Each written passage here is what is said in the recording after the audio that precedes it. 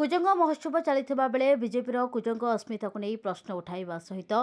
शिल्प मंत्री उपरे बर्षिले कुजंग विजेडी नेता। कुजंग विजेडी कार्यालय में आयोजित सांबादिक सम्मेलन में निर्वाचन समय पारादीप विधायक तथा शिल्प मंत्री कुजंगर विकास को नहीं प्रतिश्रुति कुआड़े गला। कुजंगर विकास नारा दे विधायक होई मंत्री हेबा परे कुजंग अंचलर कौन विकास करिसेंति बोली प्रश्न पचारिबा सहित आज असराए वर्षारे कुजंग बजार उबुटुबु हेउथिबा बेले चाषी मुंडरे हाथ दे बसिछि। विद्यालय रे शिक्षादान चलिथिबा बेले कुजंगर अस्मिता कही कुजंग महोत्सव आयोजन द्वारा छात्र छात्री मानक पाठपढ़ारे व्याघात सृष्टि हेउछि। एठी सरकारी हेउ किंबा बेसरकारी जगारू बेआईन भावरे उठा जाउथिबा माटी चलाउछंती शिल्प मंत्री पाख लोक जो माने कुजंग महोत्सव में मुख्य भूमिका रही जहाँ आगामी दिन में सार्वजनीन कर सांबादिक सम्मेलन में अभियोग आनी बीजेडी नेता। शिल्प मंत्री केवल कथा कही जानती कुजंग अंचल जहाँ विकास होता ताहा बीजेडी समय होता। बीजेपी सरकार आसवा पर पारादीप विधायक शिल्प मंत्री हेबा परे स्थानीय शिल्प संस्थार केते जन स्थानीय पिलांकु नियुक्ति देइछंती बोली मंत्री को प्रश्न करने सहित एठी शिल्प हेउछि एठिकार विधायक शिल्प मंत्री हेउछंती हेले स्थानीय पिला दादन खटिबाकु जाउथिबा बेले बिहारी बंगाली को स्थानीय शिल्प संस्थार नियुक्ति दिया जाउछि बोली कहिसंती बीजेडी नेता। सांबादिक दुष्मंत माझी को दिवालोकरे माड़ मारिथिबा कोनोसी अभियुक्त एपर्यंत गिरफ हेले नाही। एने कुजंग बीजेडी तरफ स्थानीय प्रशासन को 8 दफा संबलित दाबी जणाइबा सहित जदि आमर दाबी पूरण करिबारे विलंब हुए तेबे आगामी दिन में कुजंग बीजेडी राजरास्ता को ओह्लाई आंदोलन भली पंथा ग्रहण करिबो बोली सांबादिक सम्मेलन में चेतावनी दिया जाइछि। डाकिबार अभिप्राय कुजंग वर्तमान कुजंगर माननीय विधायक मंत्री बर्तमान स्वार्थ व्यस्त इलेक्शन पूर्व गोटे कथा इलेक्शन पर गोटे कथा इलेक्शन क्या नहीं एजुकेशन कम्युनिकेशन इरिगेशन नहीं कि एजुकेशन बर्तमान इरिगेशन आप देखो कुजंग बजार असराए वर्षा आंठुए पानी एजुकेशन कुजंगर बी हाईस्कल जिलार प्रथम हाईस्कल जो बर्तमान शिक्षा पूरा बाधाप्राप्त शिक्षक ना पिलांकर खाली पाठर पूरा एत बाधाप्राप्त महोत्सव हो पिला पाठ प्रति गुरुत्व नहीं आ कम्युनिकेशन रास्ता घाट माननीय मंत्री 2 दिन तले कुजंग बजार गोटे राली करी गले कुजंग जोटा कि अंडा छक कहते अंडा छक बीबीएस रोड से जो मुख्य बजार रास्ता से जो खाल खमा माननीय मंत्री सहित रवि नायक मंत्री जने आसी से रास्ता को से माने रिपेयर कर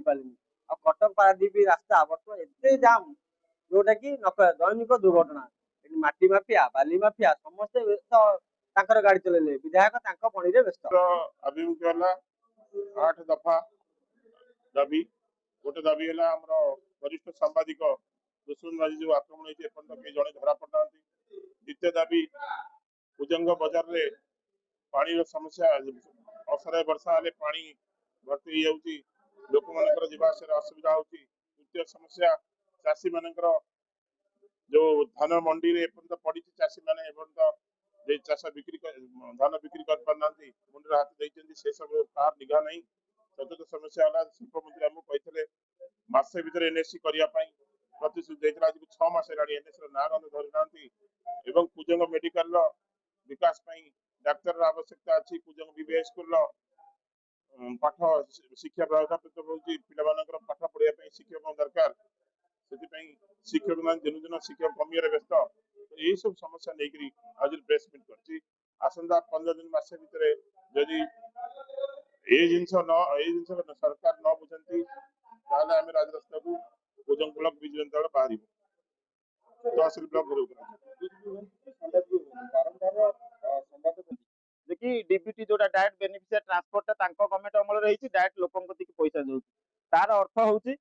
मंत्री पाख लोक बोलाउथिबा जो माने तेल चोरी माटी चोरी आमर चांदा आधार संपृक्त सेटा डायरेक्ट बेनिफिशियरी ट्रांसफर कहा अकाउंट को सेटा मंत्री कहबे सेटा रहला प्रथम अभिमुख्य। द्वितीय अभिमुख्य हला आमर जेतबेले स्कूल चालुथिला सेतबेले केबे आमे महोत्सव करिनु महोत्सव स्कूल छुट्टी टाइम रे हुए एटी जो महोत्सव करा होची स्कूल चलीला समय सेटा पिला मानकर भविष्य को केते पानी भितर को ठेल दिया होची सेटा आपण माने हृदयगम करंतु। आ रहला माटी माफिया माने से फूल वर्षा करुले सेटा आपण देखिथिबे जेसीबी साहाय्य फूल वर्षा करुले मंत्री बहुत खुशी होइतिले फूल वर्षा होउची बिली से जानी परन जे कि माटी माफिया माने करछंती जे कि एठू फूल वर्षा करिवे सेठी जाई माटी ताड़ीकरी सरकारनकर जो हमर राजस्व को हानि करी निज पॉकेट रे पुरिया संगे डीबीटी करिवे कोठी की डीबीटी होबो सेटा आपण माने अनुभव करिवे। महोत्सव से माफी माटी ଆନନ୍ଦର ବିଷୟ ଆପଣ ବି ଗୋଟେ ଦେଇଥିଲେ ବିଗତ 15 ଦିନ ପରେ ତାର ପ୍ରତିବାଦ କରିଥିଲେ କଣ କହିବେ? ଆମର ଦେଖନ୍ତୁ ଯୋଉ ମେମୋରାଣ୍ଡମ ଆମେ ସମସ୍ତଙ୍କୁ ଦେଇଛୁ, ଆମେ ସମସ୍ତଙ୍କ କତିକି ଦୌଡ଼ିଛୁ, ପ୍ରଶାସନକୁ ଜଣେଇଛୁ, ଭିଡିଓ କ୍ଲିପ ସହ ଦେଇଛୁ ଯେ କି ଦିନ ରାତି ମାଟି ଦେଖନ୍ତୁ ଉଠା ଯାଉଛି, କୋଉ ବିଲରୁ ଉଠା ଯାଉଛି, ଯୋଉ ଲୋକ ତାର ଚାଷ ଖଣ୍ଡେ ଜମି ପାଇଁ ରଖିଛି ସେ ଜମିରୁ ମାଟି ଉଠା ଯାଉଛି, ଲୋକ ଜାଣି ପାରୁନାହାନ୍ତି। ଆଉ ରହିଲା ଆମେ ଯେତେବେଳେ ପ୍ରଶାସନକୁ ଜଣେଇଲୁ, ପ୍ରଶାସନ କଣ ପାଇଁ ନୀରବ ରହିଲା? ଜଗତସିଂହପୁର ପ୍ରଳୟ ମହାପାତ୍ରଙ୍କ ରିପୋର୍ଟ।